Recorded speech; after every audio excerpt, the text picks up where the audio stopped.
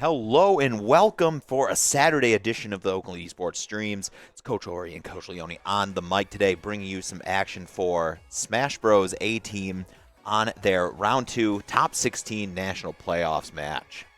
You know, it's not very often you and I both get on the cast at the same time. You know, resources are thin on a Saturday, and yes. so we're both on the mic. But either way, it's going to be a fun game. And yeah, today Oakland versus Loyola University New Orleans, and it's a round 2 of the playoffs.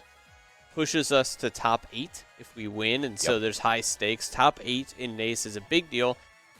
When you make top 8, the next semester you compete in the Super Conference. Super Conference is guaranteed playoff spots at the end of the regular season, and then also very good seeding. Top 6 of the Super Conference, I believe, are guaranteed top 6 seeding nationally. You're guaranteed a top 6 seed, and depending on where you place, that's what your seed is. So that's why Oakland, 3rd place in the regular season, 3rd place in the national playoffs. Yeah, so you want to be in the Super Conference. Want to be in there. Oakland definitely wants to win this game, I'll let you know that. And Loyola coming in as the underdogs want to take it away from us. So it'll be an interesting game. We did play them last year in the playoffs. So it'll be really interesting to see how they stack up. But I don't believe we've played them since. So could be different players on the roster. It could be that they just really upped their game. But we'll see how this set goes. Yeah, it's always cool when you're playing up against a team that you played, and it's like, wow, it's been one full semester since we last played. Let's see exactly how you've improved. Yeah, and that's kind of one of the things we really like to see. Is you don't want to see that you're just the exact same team from last time we played, especially when you're not in our conference. But you always want to see a little bit of a level up. Yeah. And we've seen that a little bit recently. A good example in the regular season when we played Stony Brook, they had a brand new player on their team that really popped off. A main, I believe, was the tag, and just really did very well and surprised us there. So something that we'll be looking forward to, especially if we win this game against Loyola. Then we play Stony Brook after that, which is the 6th seed nationally.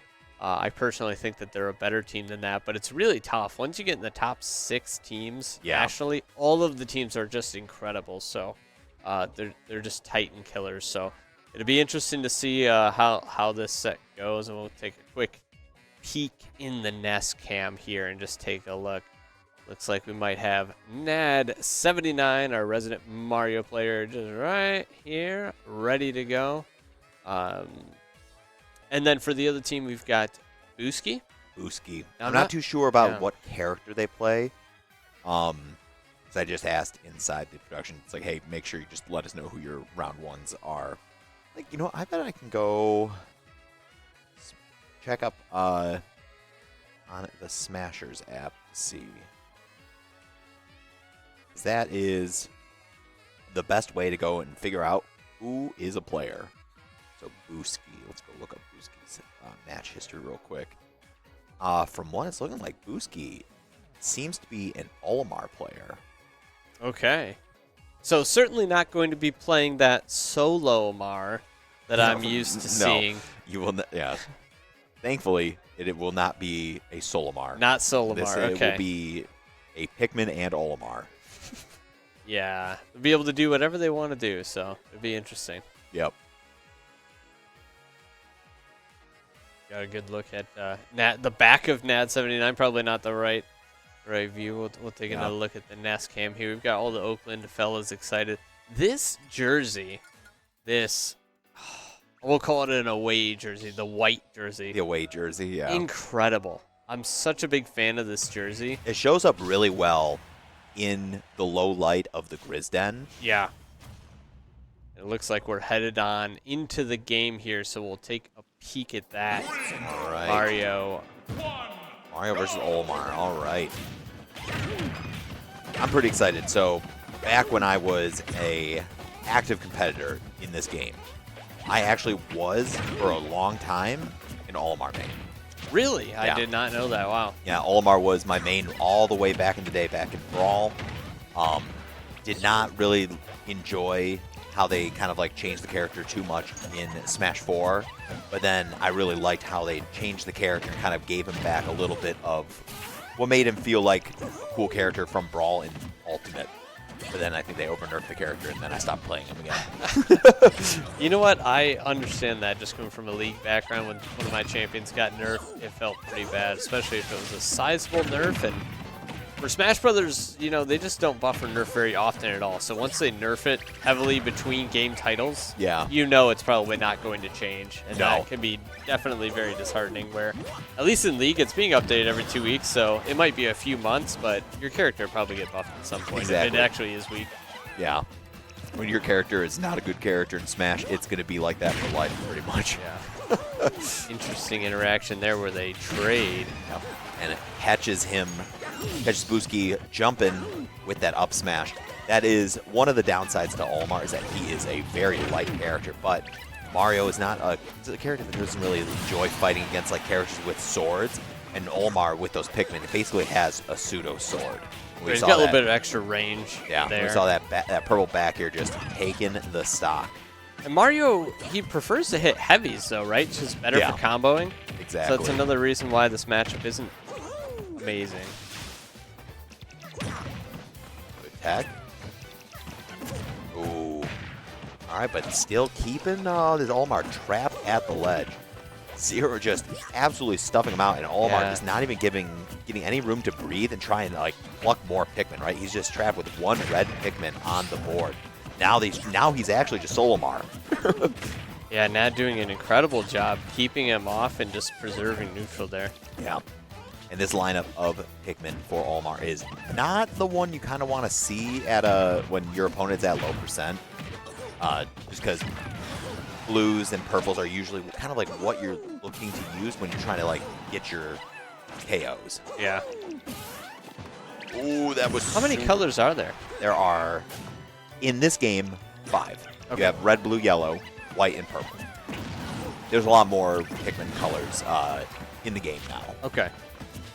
But each of them has different properties. Yellow is a little more electricity-based. Blue is water, but basically how they translate that into this game is, or into Smash, is just better grabs. Okay. Purple's hit like a truck. White is poison, damage over time, and then red is fire. Okay. So we're down to 1 stock each. Yeah. And this is looking like a very even matchup. Like the skill is even, and that you know, we actually haven't seen that yet in the playoffs. You know, that first round of playoffs, it didn't feel like we were very tied up as far as skill. And this Pikmin showing, or I'm sorry, Olimar, is showing off some skill here. So definitely. Whoa, that forward smash would have been really nice to kind of like give Booski a little bit of room to kind of like breathe and start getting set up again. But Nad is just very much staying on the attack. Oh, Nad just escaping that combo there, but took a lot of damage. Yeah. Let's see, now Nad, 128% on Olimar. Hunting. Most of what... Oh, that was a... Oh, down air would have killed. I think he could have just gone... I don't know. Maybe he didn't want to go for attacking just in case. It's funny because I've seen Nad go off stage here trying to get that finishing move or try and ledge guard. Nice. Oh, good DI. Wow, I was actually convinced that was going to... Okay, you know what? We got the ledge trump bear. Wow. Quick little ledge trump bear to take that. And a great job by Nad going ahead and taking that. Yeah. So really, you know, we talked about this on many a broadcast, right? That getting the first set of 3 stocks is just so good for kind of like setting the momentum and kind of like starting to dictate the pace of play. Right. And when you're a character like Mario, you have a lot of like agency to kind of like be able to handle most matchups. So we will have to see. Take a look at some of these replays from that last match and just kind of take a look at it. Let's see how it goes. All right. So this is going to be that first stock. And these both of them kind of like traded stocks like really quickly. So there was a quick little up smash on the roll in, and then there's that raw purple bear that's going to get this first stock here. Yep. Just boom. Yeah, just reading him, right? Yeah. Second stock. How was this? I think this was just okay, it was the up throw. And just a quick response. Luke was like Nad was just he kind of just lost that stock, immediately went on the attack and got a quick back air kill. All are just such a light character that it's just so unfortunate sometimes that when most characters feel like they also would have like survived, nope. Yeah, trading blows there. So Nad keeping just one stock, and like you were talking about before, it just sets up our team so that we can constantly be counter picking, right? Unless the other team can overcome the hurdle. They have to send in somebody now to take the last Mario stock, and then we get a full look at who that is before sending in our next player. So, as long as we have a good answer for it, a lot of the times you can just kind of keep that momentum going. And it's an interesting nuance to the Smash Crew Battle format that is typical in college esports. Yeah. And next coming in for Loyola is going to be Super M, the Terry player. Now, I do know, from like what I know, this is, I think, the strongest player on Loyola. Super M is a power rank player down in Louisiana. Okay. From last I checked, they were like top 10 in the state. So definitely a really strong player. And Terry is a really good character at just closing out stocks quickly. Okay, so we'll see if Lucas can do anything with that last stock remaining. Yep. Now, if Nad can just get like one stock here, it definitely is a good start to like kind of like keep whoa, getting going a little far with that forward air. I thought he SD'd off stage there for a second. I thought he wasn't going to get back, but you can tell he knows that this go meter is like the fact that there's go meter right now. So this means like Terry can really just like get a super early kill if needed. But a great showing so far from Nat. Hasn't even been touched. There's a first hit from Terry, but 140% before he hits him at all is kind of crazy. But I see Terry actually doing something. Yeah, just right now, though, at 59% with his go meter. He's in kill percentage? He's getting dangerously close to the kill percent range. I'd say now he's close. Definitely. And we do have a really good Terry here in Michigan, so this is definitely a matchup that Nat is at least semi-versed in. It's Symphonies. He's a player for Eastern Michigan University's Very cool sports team. Really good power, highly like a high on the Michigan PR. Oh, so close with getting that blood in the cape. Nat really wants that stock. There it is. Get it there. Oh, not gonna get it. So tragic. It's a good job by Terry just keeping him off the ledge there and taking him out. Yeah. And that's one of those tough things. Terry is one of those characters that you can, like for Mario has a lot of good tools to combo Terry. We saw 143% unanswered pretty much. But Terry's a little heavy and can be a little slippery because you don't want to overstep when Terry's at kill percent because he's going to be in go meter and he can just end a stock really fast the moment you kind of like misplay. Yeah. So you could tell that Nad was trying to play really delicately around that go meter, trying to find one little opening, whether it was an up smash or like a back air, just trying to find something, just could not secure it. Yeah, and it's unfortunate because he had such a lead heading into that, but it's okay. So we do get the counter pick, so even though the stocks are even, I like to think of it as we're slightly ahead. Yeah. Because we should win the counter pick matchup, but it always, it never really plays out that way. You got to kind of see how it's actually going to play out, but it's just in my head. I guess maybe that's just coping. Yeah. And it does look like we do have Avian coming in on the Min. Now, I think this is going to be a really good counter pick matchup to take into Terry. Min just straight up will be able to outrange Terry in every capacity. Yeah. So I think for the counter pick here, definitely is going to look really good. We're seeing a stage like Smashville, so it's a little bit smaller of the blast zones, but I think it's going to really help just because Avian will be able to kind of just like pitch a tent underneath that middle platform that exists on Smashville, and is going to just make it really difficult for Terry to approach. Is it the blast zones, are they smaller just all around, or is it just vertical, horizontal? I know for sure it's horizontal blast Okay. zones. The ceiling might be small. I think that's always such an interesting part of Smash Brothers stage picks is that the actual blast zone changes too. I think that's really cool. Yeah. Let's see.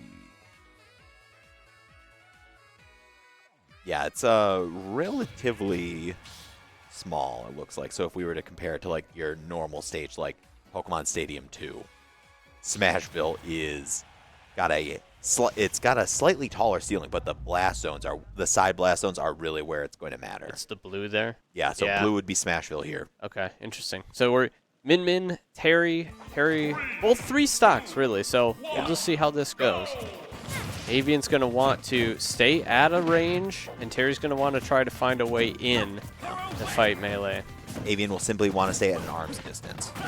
Her arm's distance is half the stage, so exactly. that can be kind of tough. But that we'll is, see. I mean, that's the best type of distance, right? Where your opponent can't even get remotely close to you. Yeah. Terry just has to use his quick movement to get in on the mid-man. Good laser. Okay. Now this is a really good position. I don't think there's a jump on Terry, but got a good solid vertical recovery. Almost gets that megawatt arm. Gotta play just. It's like you're just playing Galaga or something, right? You're just trying to like avoid all of these like projectiles. Yeah. You're a character with a semi-limited recovery. I know what that's like. You know, I play Ganondorf. Yeah. Just like, okay, and so how do I do it? That recovery is a little bit limited, I would say. And yeah. Playing against Min is not any fun. Especially when it's Avian Min. Yeah. It's definitely not fun. If he gets that 2 for no. Didn't listen to your no.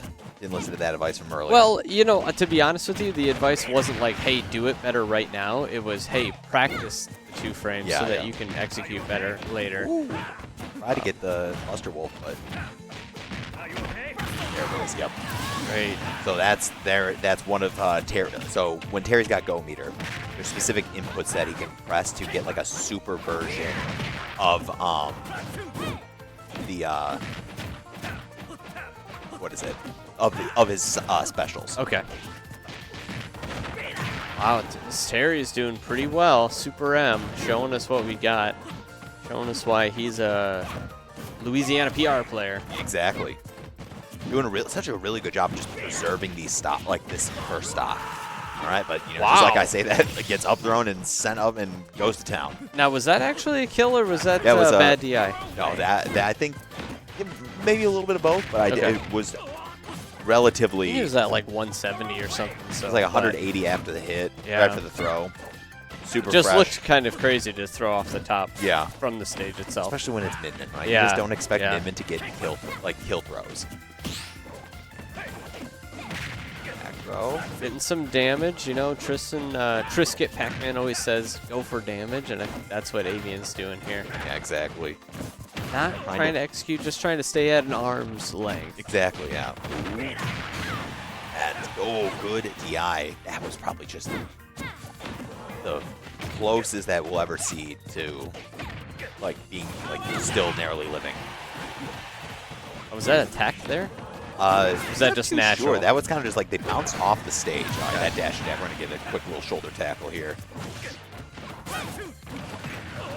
So 100%. Avian's going to want to clean up this stock before taking too much damage. Yep. Fun fact about Avian, used to be a Snake player. Yeah. Before he joined the Oakland squad, although Min was always secondary. But in college esports, or at least under the NACE rule set, you cannot use the same character twice in a crew battle. And so we had to pick between our 2 Snake players, Rob and Avian. And because Avian had a good secondary Min, he volunteered to change to Min. And then now he's a PR Min player, which is pretty incredible. Yep. Ooh. Trying to ledge trap, but not able to. 166%, but finally takes him down. That was huge. Yeah. No, it's good that he took the stock, but at 80% now, this is scary. This is difficult to do anything at this point. Yeah. But you know what? When Go Meter is not online, life's a little bit, like, you can kind of, like, breathe a little easier when you're going up against Terry. Not at 120%. No. Now you're holding your breath. Good grab. Super M really getting caught stuck in shield there. Very good patience from Avian there. Dash attack. I feel like as the set is going further and further, Avian's doing a better job of just reacting. Oh, the Smashville platform came in so clutch there. That's crazy. That's literally, that actually just may have swung the shift of the whole game. Not able to get it. Yeah, but you know what? This arm's distance, right? This is exactly what Megawatt is going to get it. Wow. Oh, so clutch, Avian. Oh, you could tell, like, you can, sometimes when we're on casting, right, we can kind of hear the guys out there. Oh, yeah, yeah. And then there's times where, like, you could hear a pin drop out there. And then as soon as that Megawatt hit, everyone's like, oh, it's like a collective sigh of relief. Absolutely. Yeah, you know, it's funny when we're talking about it, there's such a big swing with even just one stock on the heavy player or the best player from the other team, right? Taking that extra stock from Super M just has such a big impact on the series because you don't know what Super M is going to do with that stock had Avian lost his. He could come in and 3-stock somebody or take 2 stocks off of somebody. So taking their best player and actually putting him behind us in the rearview mirror, you know, it seems like just one stock, but it isn't always the case that player just, you know, wouldn't do too much with one stock. Sometimes they just really pop off, and that's what a crew battle is all about. Yeah, and it does look like we are seeing Chamber Pot come in next with Wolf. Now, this is a character that used to be so common at, like, every facet of, like, the game, but as, like, in college, I don't feel like I see this character at all. No, the only Wolf I've really remember seeing is actually Werble Nerfer secondary Wolf, and that only comes out when Werble Nerfer is frustrated about somebody camping, and so he'll just sit back and shoot laser at them. Exactly. It's, like, you fight fire with fire sometimes, right? Yeah. Well, not that Wolf can really camp that effectively, but you know, a character that can brawl, but then has that option to just at least do something while they're just sitting there camping to shoot the laser and wait, you know? So it's, man, good times back in the day. You know, the 2020 to 2022 era of Oakland Smash Brothers with Werble Nerfer as the team captain for Smash for a bit, and then Spectral as team captain later on. So sadly, Coach Werble could not be here with us today. Viewed a wedding for some friend a little bit more important than playoffs, right? So Coach Werble not able to show up, but, you know, he's probably watching on his phone at the wedding. People that go to weddings instead of college esports events really get under my skin. Who would do that? Especially multiple times in the same year. Multiple times in the same, like, 2-week period. Multiple times in the same 2-week period and multiple times in the whole school semester. But it does look like we're getting into this, and we're going to Hollow Bastion here. All right, Loyola. It's just one stock to take off of Avian to kind of bring this back into an even footing. But like we said, Oakland still sitting very comfortably with the counter pick advantage. I'd like Avian at this point to do something with this stock. You know, this is self-destruct that one. With this stock right here. You know, this is a matchup teams-wise where I feel like we should be in a better position halfway through this first crew battle. Yeah. So, although you did say Super M was maybe their best player, so maybe now it drops off. Sometimes that's the case with these teams, so I guess we'll see. Yeah. But we'll take a quick little look at this guy. See if we can get a little bit of some information about their wolf. Chamber Pot's the Wolf. Yeah. Taking a quick 90%. It just doesn't really look like they're not ranked. So, but within the last 6 months, only a 33% win rate. So, either going to very difficult events only, Yeah, or or- not doing so well. Yeah, exactly. We don't know, but right now it's kind of looking like possibly it's just currently it's just an avian. We'll see 72% on the line, like on the board already. Chamberbot's just kind of struggling to get anything like truly like substantial. Got 80% so far, but that's across 2 different stocks, and that's not really what you're looking for from Loyola if you're trying to make the comeback in this game 1 of the crew battle. Yeah. See, this is more of, you know, keeping that distance and being very careful. I like this cold and calculated gameplay from Avian. You know, some call it lame, I call it big brain. I just call it play game. It's like, what do they say about League? It's like win lane, win game. In Smash, sometimes you got to play lame, win game. Just play to win, you know? And if you're playing to win, there's, oh! That was just so nasty. The cold call out. Ooh. A little scary. Try to call out that tech roll. Ooh. Boot. Not gonna get anything, though.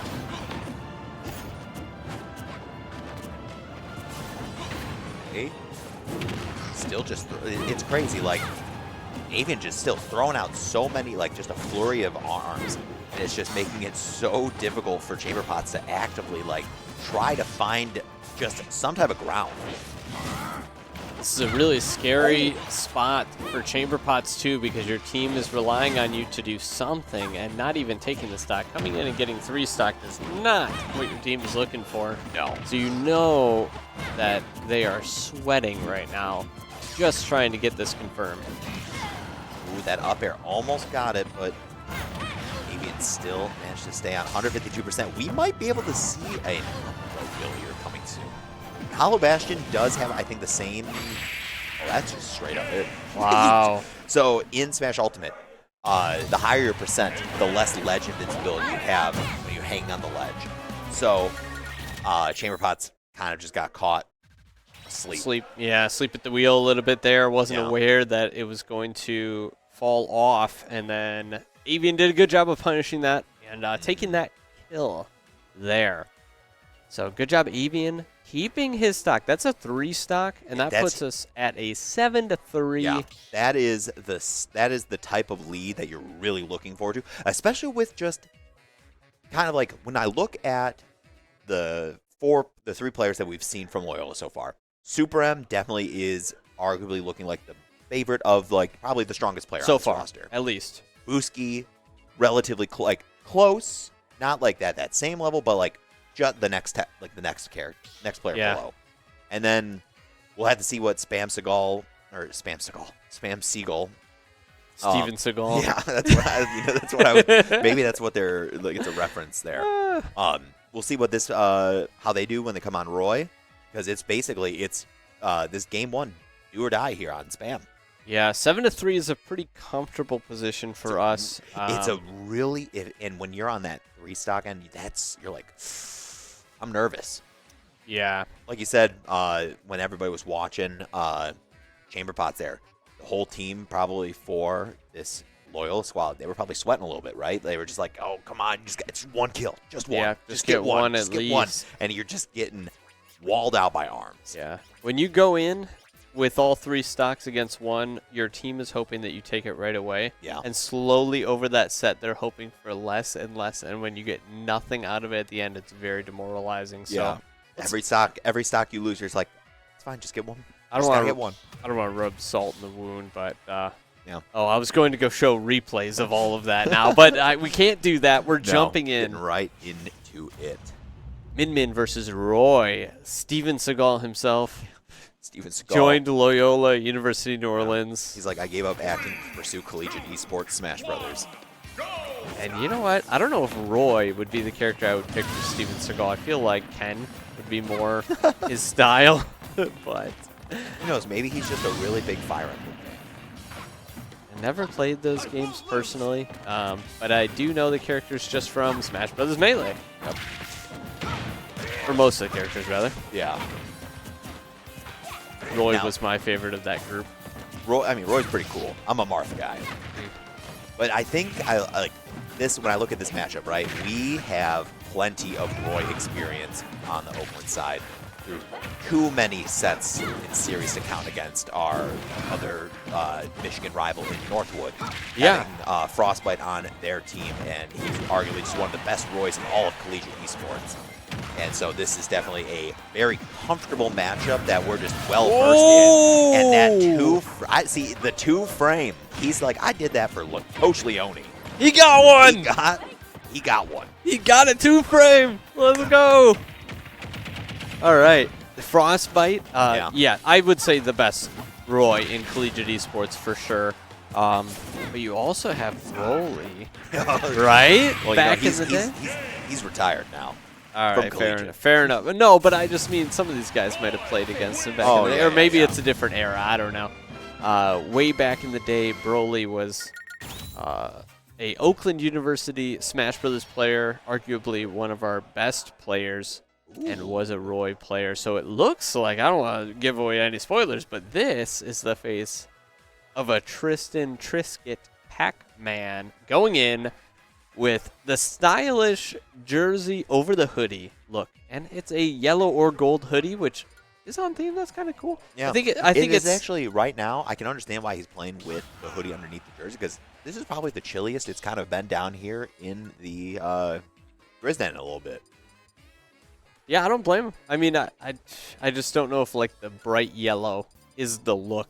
So I think, personally, we might have to get him more of a gold, an Oakland gold. Just keep buying him more clothes, giving him more apparel. Hey, nobody can say that we show up to an event not looking good. Our guys are matching completely every time, head to toe, and we're not one of those teams that just shows up in whatever we feel like. We are coordinated and ready when we show up. The squad, as you can see here, getting a look at that Nest cam. But so Steven Seagal, Spam Seagull, 2 stocks, Trisket Pac-Man with 3, and then we have another player behind him. Not sure who we'd send in, but hopefully we don't even get to that point. So Trisket Pac-Man. Trisket is actually the oldest player on our team. Just a fun fact. A fun fact. We love fun facts. He's a senior. And he was one of the first players that we recruited as a freshman. Yep. After our initial roster started to graduate. So it's been incredible to see the growth that Trisket has had over the years. On this Pac-Man, and I think his game has evolved substantially, as our roster has. I think it's fair to say that our roster is much more competitive, a lot stronger than it used to be. Oh, absolutely. And really, all of collegiate esports has gotten stronger since our days, because, believe it or not, we were ranked top 10 with Broly, Warble, Nerfer, and Spectral. Those. I remember seeing those, okay. like the OG Smash, host, it was kind of during lockdown era, early into post lockdown, the 2020 2021 time. Right. Yeah, we were ranked top 10 with that roster, and so I mean they're talented players for sure. Yeah. The players that we have now are more talented than they are, or they were, and but I think all of collegiate esports, the playing field is so much different now than it was back then, right? It was still so new back in 4 years ago, and now the explosion of Smash talent within collegiate is crazy, where it feels like almost every notable player is a lot of them are tied to a college now. Right. Well, if you look at the Michigan PR, it's all college. Right. It's got to be 90% college students, right? Current recruited players, probably all on scholarship, which is a really cool thing to see over the years. Yeah. And here we go, Trisket Pac-Man. Is that the normal? That was so when he taunts. Yeah. He brings up a random Namco. Okay. Character, a random Namco. I was going to say, because I haven't seen that one at all. Yeah, so that's just a giant Galaga ship. It was huge. It's like the mothership. We're gonna have to see a replay of that. All right, Trisket just trying to get back the stage here. Now, he has experience taking Frostbite on, so he should know the matchup pretty well. Definitely. He's just trying to, like, find, like, Trisket is one of those characters. He really likes to try and find, like, he has his setups, right? He's always looking for, like, his usual, like, bread and butters. And, of course, his signature intuition smash attacks. Ooh, good jab into Bear, but not going to get the sweet spot on Bear, so barely holds onto that stock. Jab Bear. Oh, it's a sour spot. Again. Yeah, Trisket, you know, I would describe... Nice! That was cute. That was real cute, actually. That was really cool, and actually ties in exactly with what I was going to say. His play style, for me, almost just looks like flip farming. Yeah. And that one was a good example of a very cool clip. Like you said, that's cute. Sometimes like when he goes for those like late L setups like that, he tends to miss, tends to whiff. But when he hits it, you're like, okay. All right, but that first stock down, Spam Seagal takes the first one. Loyola. The first of 6. Yeah, desperate at this point, trying to hold on to one stock, hopefully take out both of Trisket Pac-Mans, but it just doesn't look like it's going to happen. No, and you can already see that Trisket's starting to throw out a little smash, like some smash attacks kind of willy-nilly here. He just knows that he is that close to just finishing this. Trisket Pac-Man. Oh, whiffed it. Like you said. Sometimes he just whiffs on the bell setups. Trisket Pac-Man actually looks like he plays a totally different style once the enemy has gotten to 95%, because then he just throws out smash attack a lot. Yeah.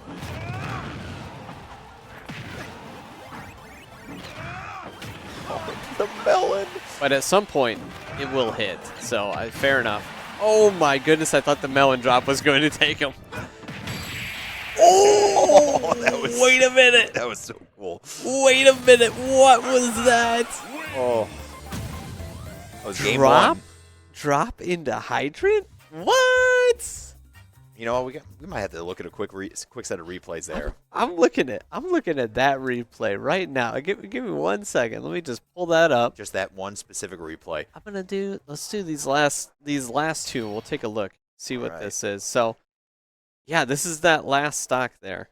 Or his stock where he lost it, I believe. Yes. This will be there's the forward air. So this is that last stock there, the melon.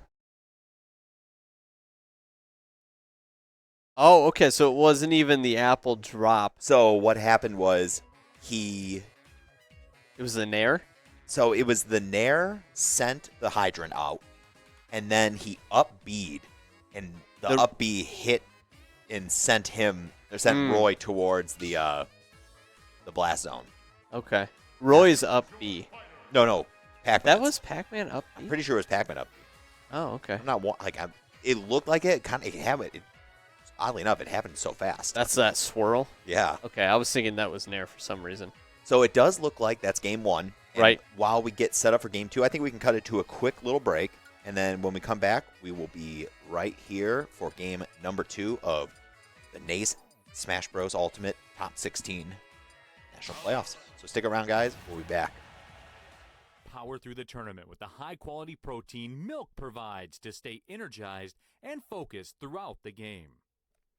Oakland University Credit Union is here to help you power up your financial game. Whether you're aiming to upgrade your gear or conquer your savings goals, OUCU has the tools you need. With awesome savings accounts, cashback reward credit cards, and an easy-to-use app, we're here to help you win both on and off the screen. Not a member? Not a problem. Visit us on campus or online at oucreditunion.org. Oakland University Credit Union, because leveling up shouldn't stop your gaming. Proud sponsor of Oakland University Athletics, federally insured by the NCUA.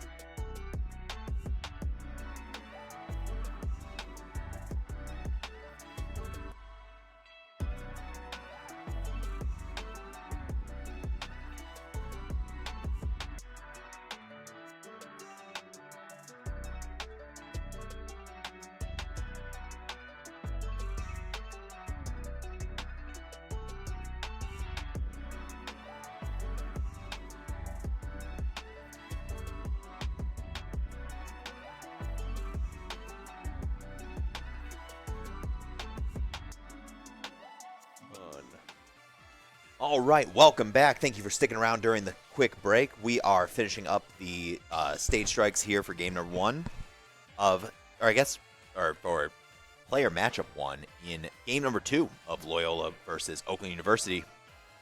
Oakland, we are up 1-0. Oh, excuse me. We're up 1-0 right now. It was a little bit of I wouldn't say rocky start, but there were some waves. Yeah. There were some waves on the waters, but we really cleaned it up towards right after the second character. But here we go. It does look like we are actually starting with Judd Air for Oakland, and then it is Spam Seagal coming in for Loyola. Let's see if Steven Seagal has played Minecraft at all. Not sure. Does Spam Steven Seagal know how to play against Steve Minecraft? I feel like, honestly, Steven Seagal hasn't played Minecraft. I think Minecraft typically goes toward a younger audience, and Steven Seagal has got to be at least in his 60s at this point. So I doubt it. But so far, it's looking like Spam Seagal is doing pretty well. Yeah, honestly, maybe this is the secret Steve killer. It could be an incredible read from Loyola. I mean, they had a rough game 1, but they obviously showed that they have talent and grit on their roster. So let's see if they can take a few stocks here, or keep a few rather, and win the matchup. Could see a much more competitive game 2. Loyola backs against the wall. They have to win 2 in a row. Stock. That quick little nil platform up air shenanigans that you see from Steve takes the stock at such a low percent. Try to get a footstool or something. Steve, all he has is shenanigans, really. Yes. See, just like the amount of that's so rough. Like the amount of tools that it feels like Steve has, infinite, right? He can make his own tools within his arsenal. Makes his own tools. Yeah. Whoa! Speaking of which, any other character probably gets blown off stage there. He has a block, so he keeps himself on stage. Yeah. Interesting. Any character that can create a platform and a platform fighter is a really good character. Word from the wise. Okay. All right. Going for the up smash. Wow. That's going to kill at 97. Oh, my God. And that was a 3-stop. You know that there was so much promise at the start of that game. There was so much promise from the way Spam was playing was genuinely really good. And then all of a sudden, Kirby just goes, nope. He just does the glasses push. Yeah. Turned and just went into overdrive. I actually think I saw him do the glasses push, even though he's not wearing glasses right now. Not wearing his glasses. While he plays, is really very close to the screen. I think nice nil ladders coming out from Loyola. So just giving a little bit of respect to the squad, which is nice to see because honestly, Steve players get a lot of hate, and we don't agree with that, even though Steve gameplay might not be that fun to play against, still takes some talent. And I think in any competitive sport, we should show respect to our competitors. Definitely. So some of the hate that the Steve players, especially at the high end, right? Like On-Hill gets a lot of that out there, and you just hate to see that. So. Yep. All right, so it does look like we're seeing chamber pots coming with the wool. So we're seeing the roster is snaking. We're snaking backwards, it seems like, if you're Loyola. Right. That's actually the opposite of what they did last time. So it started. It ended with Seagal, and it starts with it. And we're seeing here in the quick in the NACE chat, apparently Spam Seagal, who's the captain for Loyola, was giving Kirby a lot of compliments because they also play Steve, so they appreciate when they also see the artistry of the Steve combos. There's some nuance in there. It's a little technical. I think Kirby might have a bit of a. Is it an advantage to use a box with Steve, or is that just? No, I don't think really? so. I mean, maybe. It just, for me, not being a Smash player, it just seems like it'd be a lot easier to throw in all these inputs. Yeah. When you're just clicking buttons rather than moving your fingers around. Right, it's just easier. It seems, but I mean, to be fair, I played keyboard and mouse, so You really didn't have to do much. You no. just had to figure out if I had to move to the F or D key with my thumb. I didn't have to do much. You know, I've played some mechanical champions back in my day. Moon was not that mechanical. No, but the R flash is a little fun. You know, that's a little tricky. But more like Gragas, E flash with alt, and then Lee Sin is probably the biggest mechanical champion I had played back in the day. But when you do the insect stuff. Yeah, well, you can do like Q, ward hop, alt flash, follow with the Q, E, which is pretty intense. Now that's just basic. I don't know. That's really I'm pretty tough. sure it is. It's like it For the used to pros. be so revolutionary, but now it's just like everybody who's like diamond can do it now. I mean, the kick flash is easy, but like, I don't know. With the either way, we can move on now. Yeah, we'll have to cut it to gameplay though. Oh, I'm so sorry. I was wondering why there was no sound. Yeah. So I'm like, over here watching the gameplay. Yeah.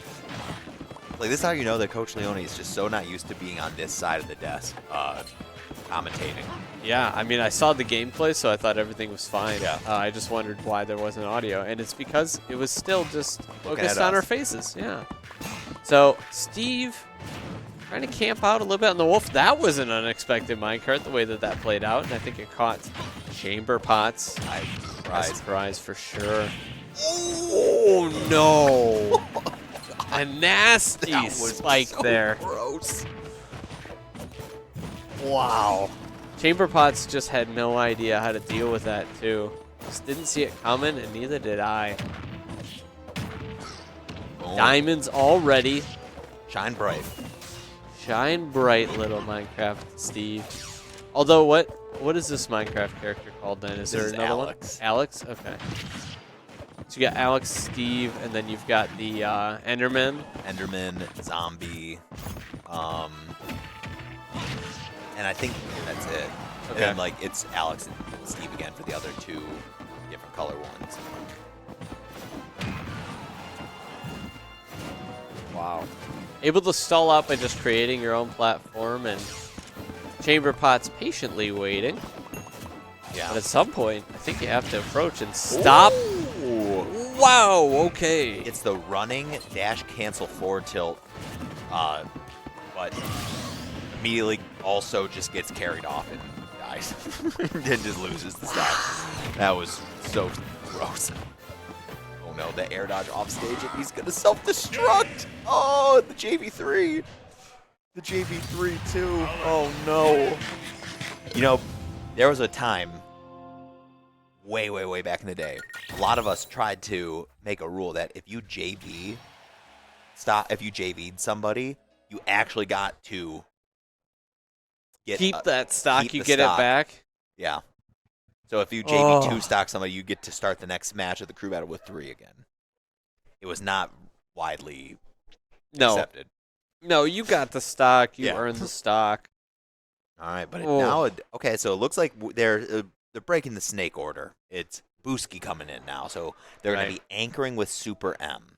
Which a lot of teams do. A lot of teams take their strongest player and anchor with that player. Yeah. So it was kind of surprising to see game 1 where they sent in, Super M on game 2. On game 2. I think you just kind of had to probably be able to clean up the Mario. Okay. And then go into going to Min-Min? Yeah, just matchups wise, it made more sense to do that, and that's fine. It's just interesting to see how teams work, and what they come up with. And Loyola is going to have to come up with something because now we're down 11-6. Yeah, it's looking a little rough here. This is, I think when you and I were coming into this series, this was the position I think we were kind of expecting for Oakland here. Yeah. To have a very strong and convincing start to the set where it is going to be Loyola really having to dig deep to try and, mount a comeback of some sort. Yeah. And we're seeing it here. Judd Air has already taken out 2 full players. We're going to see how good Judd Air is at this Olimar matchup. I can't actually claim to say that I actually have really seen this matchup at all.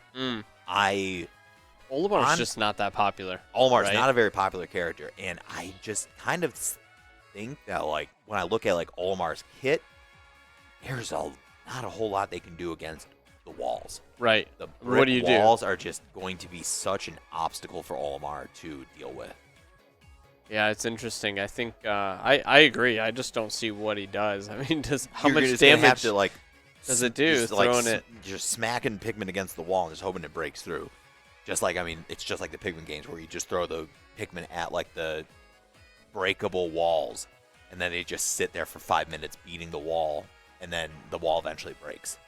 So I think that's going to actually have to be Booski's plan here. 5 minutes, just try and break through the wall. I'm assuming in the Pikmin games, when you're sitting there trying to break down the walls, there's not a Minecraft Alex behind the wall. No, mining but it's for also diamonds, and you're then they come out throwing and destroy you. upwards of 100 Pikmin at the wall. Well, And there's I think only 6? 3. 5? There's 3 in this one. 3, yeah, okay. All right, so into player number 3 for Loyola. Trying to build up the wall. I think that's what we're looking for here from Judd Air, and just camp them out a little bit and get those resources. That's typical Minecraft Steve gameplay. Yep.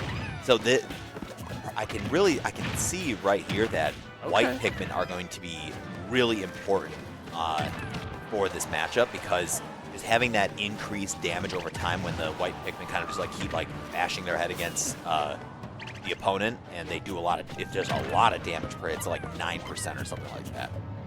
So we're seeing a really good percent, the percents here, right? Oh, is that going to be it? No, Judd Air just holds on. Oh, the purple! Wow, a great Intercepts start. him mid-air. Great start here from Booski, taking that stock early, only taking 23% as a result, proving, well, I mean, perhaps showing that the matchup isn't as bad as we had thought. No.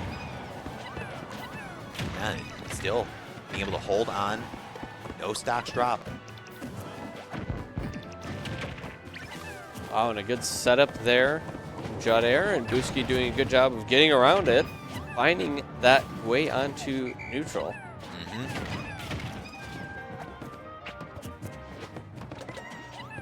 Tell with right now the material that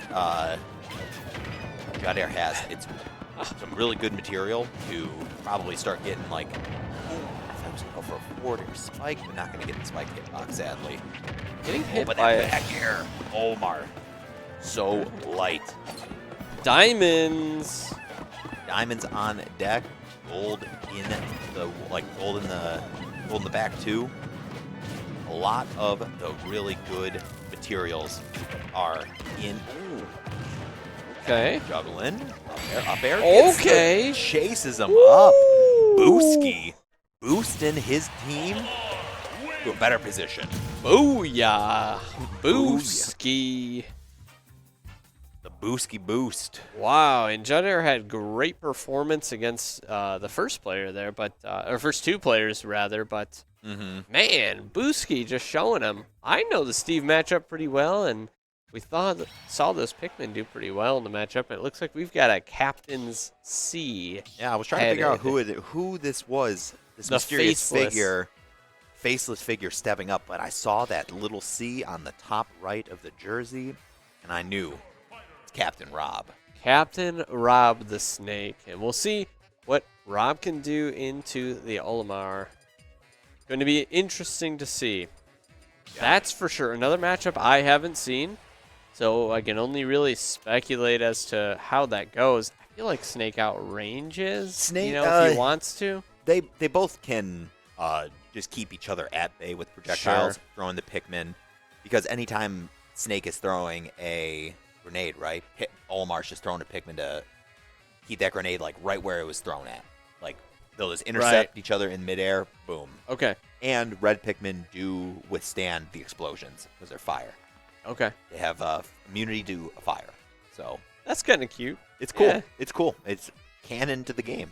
Okay, that's interesting. So I think this matchup, I think, is going to be pretty even. So I think it's really going to come down to just who's the better player here, right? And we've seen Rob ascend to some really high spots on the Michigan PR. Buski, from what I saw on the Super Majors app, doesn't look like they're ranked in Louisiana, but from what we've seen out of their gameplay in this crew battle, definitely a formidable opponent. So we'll have to see if just Rob can straight up just show that he is strictly a better player. So I have some fun facts about Rob. Okay. And this is an update to you as well. Oh. So last weekend we went to the MEC tournament over there for the B team, and Rob was one of the players that had went to that tournament. We won first place at the event and beat Best in the Midwest. Yep, best in the Midwest once again.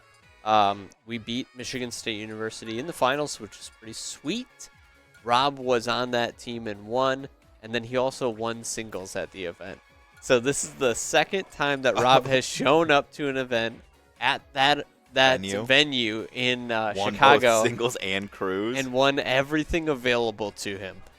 So that was a really fun story. Man, he probably has to have like 2 rooms for all the medals he's won. Yeah, I feel like what they have to do is that the Sheraton Lyle Hotel over there is going to have to just give him a permanent residency. Yeah, just to actually have like the little wall of fame. Right. And it's just Rob's face with all of his medals. Yeah. Incredible. All right, so Boostie's going to have to drop 1 stock here. Oh, the Pikmin. Okay. Doing some floating around, just having some fun. Yep. And Olamar's up B is okay, there we go. They had to fix it up because Olamar, there's a cycle for the Pikmin. It's always red, yellow, blue, purple, white. Okay. So when he lost his stocks and the red Pikmin goes away, and so does the all the other Pikmin. He's had purple, white, red. It's not the correct start. He's got to cycle back through Got to cycle back through it. And right now, it is looking like a Rob show. Olamar and his little army of vegetable warriors is not made for the greatest mercenary to ever do it. Yeah, I'm just saying. Snake has grenades and rocket launchers. Pikmin just has these little alien plant characters. I just don't see how he wins. Yeah. I mean, even... Smash going to get the stock, keeping it alive, but at 45% on your last stock, Boosty got to try and find a way to really, really dig it deep and make a comeback by not take too much percent, right? Because we've seen this every time we've seen a Snake crew battle, right? Snake does not care about trading percent with you because the closer you are to getting to about like 100, like 10%, and Snake can just up tilt you, that's the best. Yeah, I'm trying to think of how many stocks Buski has to take here for them to really have a chance at running this back, and it's at least 1 more stock. I don't see how they could win if Rob keeps this Up 2 throw stocks. with blue, not going to get it. All right, but really close to here, 140%. Snake just needs a literal anything. That was a literal anything there. And Rob takes down Buski, keeping 2 stocks, which is pretty critical. Definitely. Oakland in a commanding spot now, and you can see Robbie's smiley face about it. He's happy. Yep. So 8-3. Loyola University Super M is going to have to be Superman. I mean, maybe that's what Super M stands for, Superman. Could be, but that has to be the case because otherwise Loyola's playoff run in NACE is over. Yep. It does look like Super M is the one that is coming in for Loyola. They didn't have to just leave after game 1. They stayed there. Right. It's always interesting to me to see a team like Loyola, who we haven't played in quite a while, to know whether or not they're going to throw in a 5th player, Or, do they have a deep roster? Do they have somebody else that they want to throw in? From NACE, it only looks like they have actually just a total of 5 players on the roster. So. Yeah, and you're required to have 5, by the way. So if you have a Smash crew battle team of actual 4 players, you have to come up with some random person from your college to put on the roster. Oh, really? As a 5th. Yes. Otherwise, you could technically be DQ'd for not having a viable or not having a substitute on the roster. You have to have somebody listed. Okay. That's something we found out last year. Oh, with the Rocket League team. No, it was League of Legends, I think. It was League. Yeah. They tried to like do a weird rule sharking thing. Yeah, it was near playoffs or the first round of playoffs, and we had just 5 League of Legends players because that's who was on our roster that year. And they're like, technically, you have to have 6 players on the roster. And I'm like, but all 5 are there ready to play League of Legends. What's the problem? Yeah, I remember that. That was it was a headache to deal with. Yeah, really Just like funny. for the one, there was I forget who it was. I think it was for a Rocket League match, in playoffs too. It was like really funny. Chris, one of our former Rocket League players, got the time wrong for when the match started, and he showed up about like 20 minutes late. And game 1 of the playoffs, they played at a 2 versus 3. It was Peep and Eric. Yeah, Peep I and remember Eric this. played a 2 versus 3. Yeah. And we said like, hey, like, we will play one game at a disadvantage because we know that the player is just running. He's running late because his schedule was messed up. Yeah. And what's funny is that they played, and the school we played against almost lost the 2 versus 3. And then we ended up winning the series. Yeah. Such a funny story there. And just one of those things that happens. You're a full-time college student, and then you have practices and competitions and other required events. It's pretty busy. You definitely have to work on your time management skills to be successful in one of these programs. And Chris definitely is, but that was a learning experience there for sure. It was. But you know what? This learning experience is that snake grenades cannot be beat out by a dash attack. Yeah, this really reminds me a little bit of the Min Terry matchup where Terry is being kept at a distance, although I believe Snake can brawl a lot better than Min. Yes. So he's not too upset if Terry actually makes his way in. Makes his way downtown, walking fast. Bases pass, he's homebound. Yeah. So 71%, 91% on the Terry.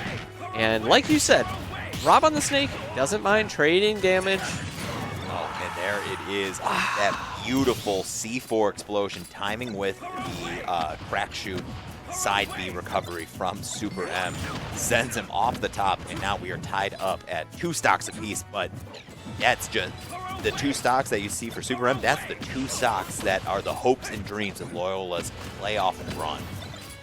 Snake is so crafty, you know? Just the placement of the C4 is just so fun, you know? As a spectator, I think Snake is one of the coolest characters to watch because just like you said, there's so many intricate, cool things that can go on. But man, if you are this carry right now, if you're Super M, you're just like, I despise this dude. You're just not having any fun. Cannot stand this guy. Yeah, I bet. Stupid head, like in his stupid headband. The coolest thing that I think about Snake at a high level, right? When we're watching Rob play quite a bit, is his recoveries sometimes are really creative where he's way below stage and he has to use like grenade on himself to blow himself up and give himself another recovery. It's just so cool to see because there's just not too many characters that do that. No. It's like an advanced version of NES, you know? Oh, and that's another C4 blowing him up and sending him to the skies. Oakland University just 1 stock away from securing a top 8. And you can kind of tell that the way Rob's playing, he is just so okay that he knows that like Super M has to just sit at like away and just throw these like power waves. Just throwing this projectile, anything to just try and have a chance at like just chipping at Snake. 8-1, 7-1. Loyola University needs a miracle to come back and keep their playoff dreams alive. Like right now, I think Super M's thinking like, how do I start every single game with Go Meter now? I don't even know if that would be enough, but we'll see. Well, actually, we won't see because that's impossible. It's true. All right. Just so playing well now, though. You know, able to fight back a little bit. Like they're showing us a little bit of life, right? When they're just not being like bogged down by grenades and C4s and just whatever the kitchen sink. Snake throws everything at them, you know, even the kitchen sink. So, yeah, just throwing that wave out there to see if it connects. But We'll try to get the grab. 108%. Super M desperate here to take this last stock from Rob to have a chance to fight for Loyola University. And Rob on the snake just trying to clean it up, and wow, that was like sneaky. an invisible Nikita missile. Right, coming through the stages or through the platforms like that. What a crazy line. Wow. And that up tilt is it, and that is Oakland University with a massive win. 2-0 over Loyola, and that is a top 8 slot secured. And a job well done from the Oakland University Smash team. Pretty incredible. You know, showing that dominance that they've been showing throughout the regular season. You know, there's plenty of incredible teams that we've played in the Super Conference. We had a 5-3 record throughout that. And with the strength that the Super Conference has, 5-3 record is impressive. Yeah. And taking a third seed in the national bracket is definitely something that I'm proud of, and I know the players are really happy about too. But this is the reward of that, right? Yeah. Strong regular season, good seeding coming into the playoffs, pretty comfortable first 2 rounds of the playoffs, just kind of cleaning it up. Yep. And sending the teams packing. But now, Oakland University Smash Brothers A-team faces Stony Brook University, likely. Stony Brook. Right, the winner of Stony Brook's match who... You know what, maybe, because right now, that matchup that we're waiting on, right, it's Stony Brook versus GMU Patriots. That is a Super Conference run back from the normal playoffs, right? So, who knows, GMU, maybe they do a miracle. Yeah, maybe. I hope so. It would be crazy. But Even if though not, I just know that Kevin would love to message both you and I'd be like, it wouldn't be the playoffs if it wasn't us in the before semifinals and we beat you, right? Right, it's incredible. Exactly. But if we do face Stony Brook, it'll be next Thursday. It will be this coming Thursday. And that'll be a great match. You know, it always is with Stony Brook. And you know what's funny about Stony Brook, George Mason, is there really is a chance for George Mason to take that matchup. Stony Brook is one of those teams where I feel like they perform very well against the high-end teams, but sometimes they drop games to teams that I think they shouldn't. Yeah, which is kind of interesting. I think during this regular season for Stony Brook, this was the most losses they ever had, right? Stony Brook coming in at the 6th seed, that means they were 6th place. Out of 8. Out of 8. Or 9. Or, yeah, out of the 9. But still. So that means they were the 6th place in terms of, like, record, so wow. Who knows? It's wild to see. Yeah. Just wild. So, thank you. Thank you for tuning in. Our next broadcast will be on Monday. That's the Smash Brothers B team. We're pretty much riding out the rest of the season with just Smash on stream here here on out. Overwatch's season has come to a close with their top 16 finish in both their national playoffs this week. So it's just Smash until they're done. Yeah. And it's pretty exciting. I'd love to see it. Smash Brothers is a game that it's just near and dear to my heart now, and maybe it wasn't back in 2020 when we first started, but now, it's really grown, and especially Oakland, I think, has really embraced this squad. So, thank you for tuning in. I really appreciate it. And what we'll do is we'll have a broadcast on Monday that's 7 p.m. 8 p.m. 8 p.m. broadcast on Monday. Definitely tune in for that. But thank you for watching. Have a good night. Take it easy, guys.